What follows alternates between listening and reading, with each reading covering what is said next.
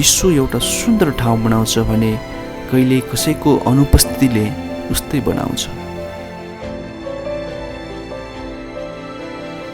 आधी बेरीकै कारण रुखहरूले आफ्नो जरा झन गहिरो बनाउँदछ।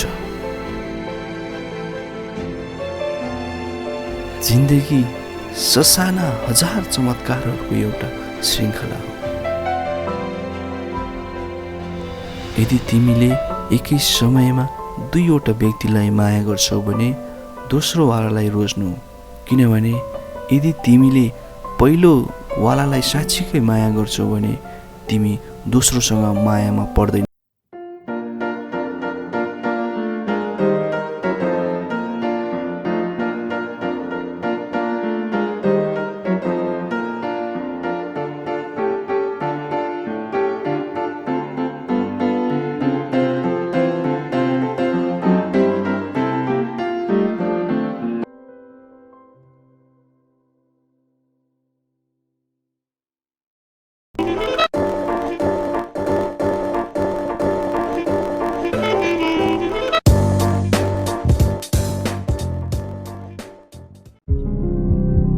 If you are new in this channel, please subscribe our channel and don't forget to click on bell icon.